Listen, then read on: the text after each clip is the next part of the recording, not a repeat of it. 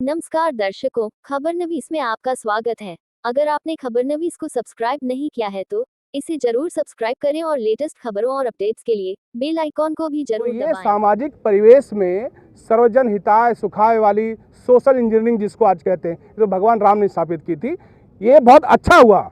मेरा मानना है कि इस तरह के विवाद हो रहा है ताकि जिन युवाओं को रामचरितमानस की चौपाइयाँ नहीं पता थी, उन विधर्मियों की वजह से कम बच्चे रामचरितमानस की चौपाइयाँ कम से कम, तो उनको भी धन्यवाद ही मैं देना चाहूँगा। मानस को न जिन लोग इस पर टिप्पणी कर रहे हैं उन्होंने कभी पढ़ा ही नहीं। जो लोग जिस ग्रंथ को लोग उपन्यास तक नहीं फाड़ते हैं, उन्होंने इतना बड़ा धर्म ग्रंथ फाड़ा, ऐसा मैं पढ़ता हूँ। तो उन्होंने धर्म का घनघोर अपमान किया है, उन्होंने राम का अपमान किया, उन्होंने पूरे हिंदू समाज का और हिंदुस्तान का अपमान किया।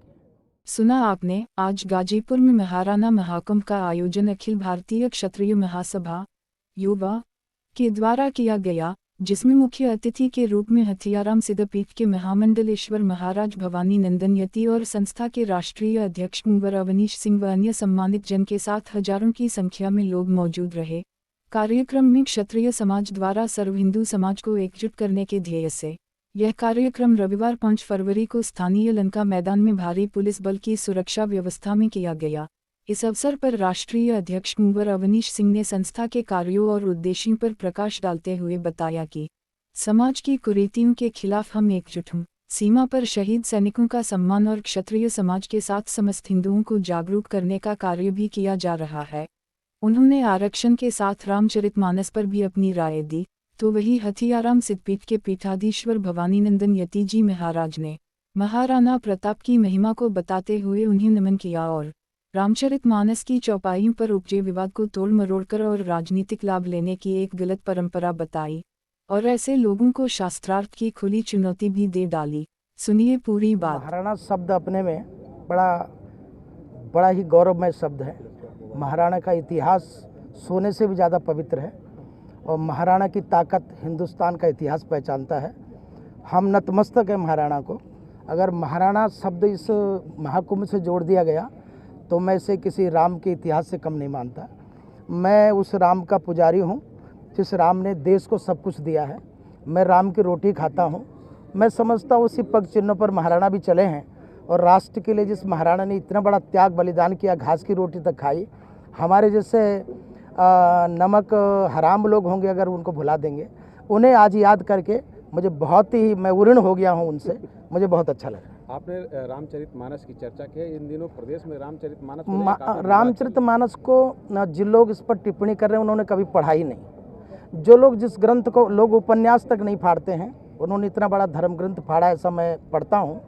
तो उन्होंने धर्म का घनघोर अपमान किया है, उन्होंने राम का अपमान किया, उन्होंने पूरे हिंदू समाज का और हिंदुस्तान का अपमान किया। उन्होंने बहुत गलत काम किया। अगर वो इस चीज़ के लिए मुझसे शास्त्रार्थ करने के लिए आए तो मैं लंका चौराहे पर शास्त्रार्थ करूंगा। यदि मैं उनके साथ हार गया तो मैं संन्यास छोड़ दूंगा। उन्हें गलत व्याख्या करके लोगों को मिसगाइड नहीं करना चाहिए। देखिए, अखिल भारतीय क्षत्रिय महासभा युवा का जो उद्देश्य है महाराणा महाकुंभ को आयोजित करने का, वो देश के और राष्ट्र की रक्षा करने के लिए सीमा पर, सरहद पर जिन जवानों ने बलिदान दिया है उनके परिवारों को सम्मानित करना और राष्ट्र के अंदर राष्ट्रभक्ति को जगाने के लिए हम लोगों का आह्वान है। जो पूरे देश में महाराणा महाकुंभ पूर्वांचल से शुरू हुआ है, पूरे देश में महाराणा महाकुंभ का आयोजन किया जाएगा, जो कि निःशुल्क रूप से शहीदों के लिए सम्मानित करने वाला कार्यक्रम है। सर, एक तरह से देखा जाए कि अक्सर ओबीसी, एससी, एसटी लगातार आरक्षण की बात करते हैं, लेकिन सवर आरक्षण की बात करने वाला कोई नहीं है। क्या लगता है कि इसकी भी जरूरत पड़ेगी? देखिए, अखिल भारतीय क्षत्रिय महासभा युवा के उद्देश्यों में सवर्ण आरक्षण और आरक्षण मुक्त भारत बड़ी प्रमुखता से रहा है। अभी पिछले कुछ वर्षों में हम लोगों ने आंदोलन किया पूरे देश में और उसका परिणाम हुआ कि सवर्णों को ईडब्ल्यूएस के अंतर्गत 10% का आरक्षण मिला है।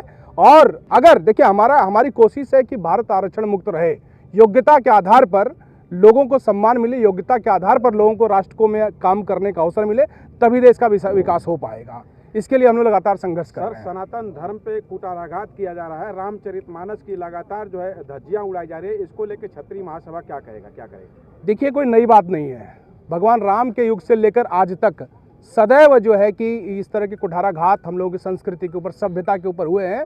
कुछ निरीह लोग, कुछ अधर्मी लोग, कुछ विधर्मी लोग, समाज के भटके हुए लोग राजनीतिक चोला पहनकर इस तरह की बयानबाजी करते हैं, जो कि भगवान राम और उनके रामचरितमानस के ऊपर न कभी आँच आई थी न आएगी, क्योंकि भगवान राम ने रामचरितमानस में जो लिखा है वो तो सभी धर्मों का सम्मान है। वहाँ भगवान राम सबरी के बेर खाते हैं तो शूद्र की व्यवस्था कहाँ है?